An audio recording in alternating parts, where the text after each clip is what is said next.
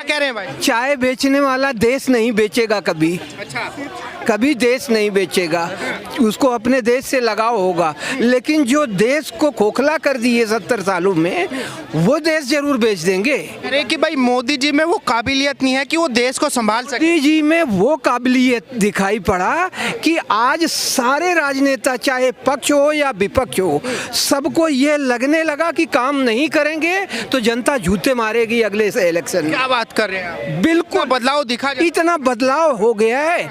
अब भगवंत मान ने कहा कि कोई कांग्रेस से हमारा समझौता नहीं है। इधर बंगाल में ममता दीदी ने मना कर दिया, उधर उन्होंने मना कर दिया। जो विपक्षी नेता हैं कह रहे कि भाई देश को एक विदेश से पढ़ा लिखा नेता चाहिए, जैसे राहुल गांधी हैं। राहुल गांधी देश को बेच देगा, ये बेच देगा, ये आपको लिखित हो मिल रहा है।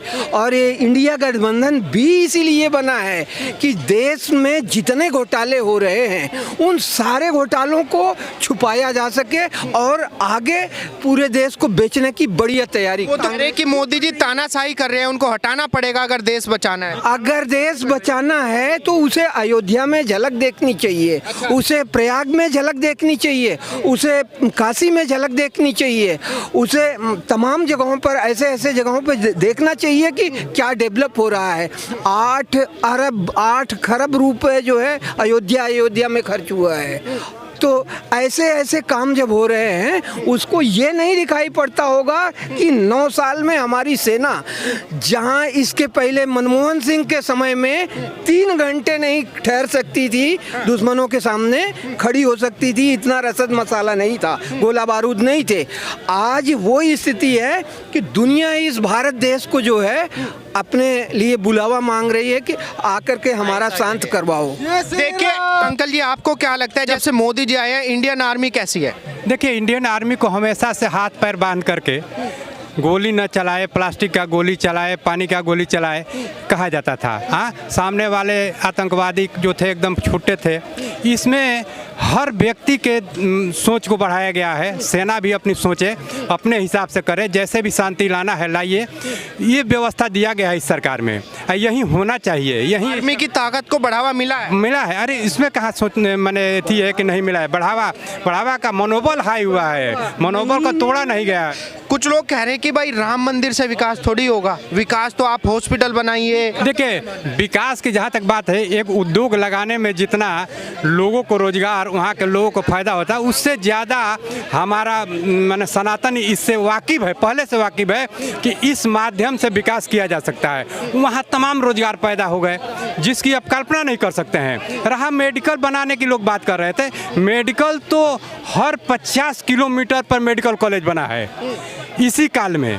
पहले नहीं था, पहले तो बस छोड़ दिया गया था राम भरोसे, जोरी छाप डॉक्टर के भरोसे। अब तो डॉक्टर पैदा किया जा रहा है, कोई भी 50 किलोमीटर से अधिक नहीं जाएगा उसको मेडिकल कॉलेज मिल जाएगा।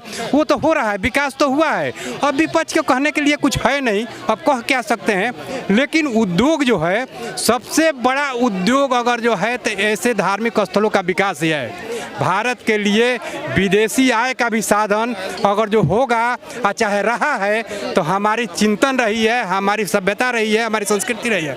और संस्कृति का विकास ही हमारी विकास है, इसके छोड़ कर हम विकास नहीं कर सकते हैं। इसी पहल पर वर्तमान सरकार काम कर रही है। इसकी तरफ देश जा रहा है, चला गया है। अब केवल इसको सहेजना है। कुछ मुद्दे हैं बहुत, अरे 60 साल का जो कलंक लगा है, 60 साल जो हम गर्त में थे, उस 60 साल में तो बहुत कुछ हो जाता है, इतना सोचना नहीं था।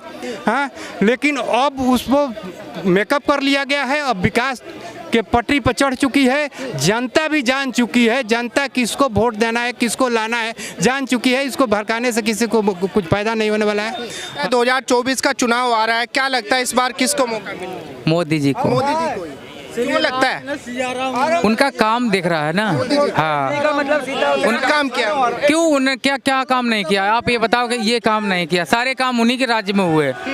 उन सारे काम जो हुए हैं ना उन्हीं के राज्य में हुए हैं। नहीं, जो लोग हैं, जो कांग्रेस के लोग हैं, कह रहे हैं कि भाई देश को सुई से लेके जहाज तक तो हमने दिया, एयरपोर्ट्स दिए, रेलवे ट्रैक्स दिए, सब कुछ दिया, फिर मोदी रेलवे एयरपोर्ट फिर वो है कहाँ, है कहाँ? अब एक बात बताओ, अब हर बच्चे के मुंह जुबान पर ये है कि हाँ मोदी मोदी। कांग्रेस को तो, राहुल को तो कोई जानता ही नहीं, सबने क्यों पप्पू पप्पू नाम रख दिया बताओ? नहीं जानते हैं। नहीं हाँ। बेच दिया, टिकट पे तो भारतीय रेल लिखा हुआ है, टिकट पे तो सारा कुछ भारतीय लिखा हुआ है। कहते हैं लाल किला बेच दिया, वो भी भारत गवर्नमेंट का वही टिकट दे रहे हैं। सारे हवाई जहाज में भी वही भारतीय, तो जिसको बेचा उसका नाम आना हो ना, वो जिसने खरीदा उसका नाम आना चाहिए। किसने खरीदा, किसने ये बताओ, किसने खरीदा, किसने खरीदने वाले का नाम भी तो होगा। चलो क्या कह रहे हैं? बीच पे देने पे बेचने में। और दूसरी बात आरक्षण की बात हो रही थी, महिला आरक्षण की। मोदी जी सिंसियर है, मोदी जी कहते सिंसियर है, कहते 33% आरक्षण देंगे। मोदी जी कहते तो कोई दे ना दे, मैं अपनी पार्टी के अंदर 33% महिला को आरक्षण देता हूँ।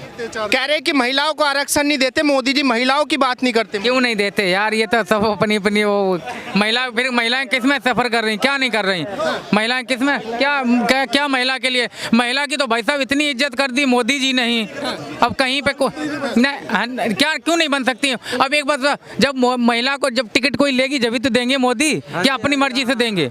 अपनी मर्जी से कोई महिला क्यों नहीं है महिला? एक बात बताओ, कोई महिला अगर कहेगी कि हमें यार एक बात बताओ, जब कोई महिला। अंकल जी, क्या लगता है 2024 का जो चुनाव आ रहा है, आपको क्या लगता है कि मोदी जी ने देश के लिए कुछ काम किया है जो जनता तीसरी बार में चुने उनको, या किसी और को मौका मिला?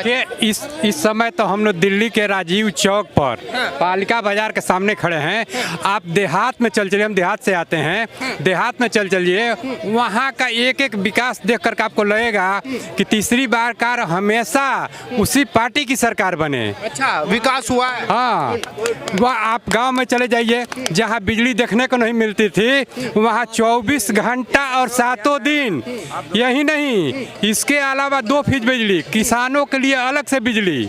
हाँ, हर गांव में रोड, हाँ, हर घर को शौचालय, हर घर को स्वच्छ जल पीने के लिए, जिसका परिणाम देखने में आ रहा है कि आज अस्वस्थ भी लोग बहुत कम हो रहे हैं। महिलाओं के लिए जो बड़ी समस्या थी सोच करने की, उसको भी मोदी जी अरे वो तो एकदम माने जड़ी का काम किया है, माने वो तो उसको तो हटाया नहीं जा सकता है। इसकी तो ना वो तो विकास का एक कड़ी है।